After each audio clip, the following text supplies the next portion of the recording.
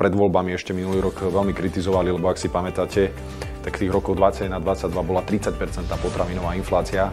Vtedajšia vláda si to vôbec nevšimla. Neprišli so žiadnym opatrením. Paradoxne, Smer, vtedy ešte opozičná strana, prišiel vtedy s tým opatrením zníženia sociálnych odvodov.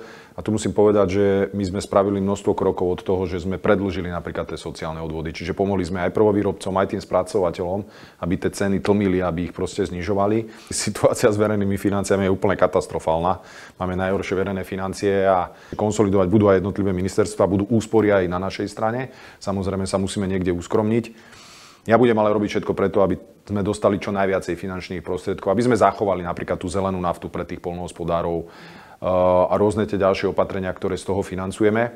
Nielen úlohou ministerstva môjho, ale teda celej vlády na čele s Robertom Ficom je priorita riešenia, hlavne teda zvyšovanie podielu slovenských potravín a samozrejme riešenia aj cien potravín.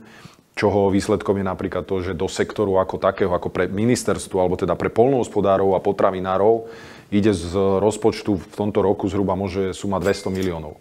Keď si zoberieme spätne niektoré tie roky, tak boli roky, keď zo štátneho rozpočtu už 1-2 milióny eur. Čiže dodávame teraz 200 miliónov. Čiže keď napríklad kontinuálne každý rok budeme dávať viac a viac peňazí, proste, že nepôjde milión, ale pôjde o mnoho väčšia suma pre ten sektor, tak samozrejme to pomáha potom modernizácii, zvýšenia konkurencieschopnosti a samozrejme tým pádom môžeme znižovať tie ceny. Na druhej strane je našou úlohou ako ministerstva potom aj v druhom pilieri v novom programovacom období vypísať reálne výzvy pre poľnohospodárov a spracovateľov také, aby im pomohli, aby proste tiež sme ich finančne podporili, aby sme znižovali ceny.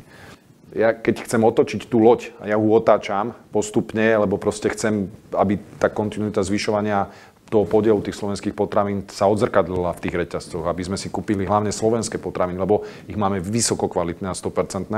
Čiže my musíme otočiť tú loď v tom, že tento zvyšovanie podielu tých slovenských potravín znamená aj to, že keď to budeme vedieť dochovať, dopestovať a spracovať, zamestnáme tu ľudí, zvyšujeme si HDP, a hlavne vieme garantovať, že sú to slovenské kvalitné 100% potraviny.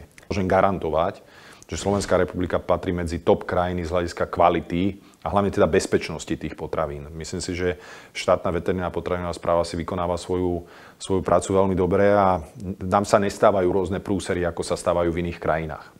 Tu ale musím povedať, že tá 100% kvalita a hlavne aj bezpečnosť a kvalita je pri tých slovenských výrobkoch. Fakt, akože tam sa nestane. Hej.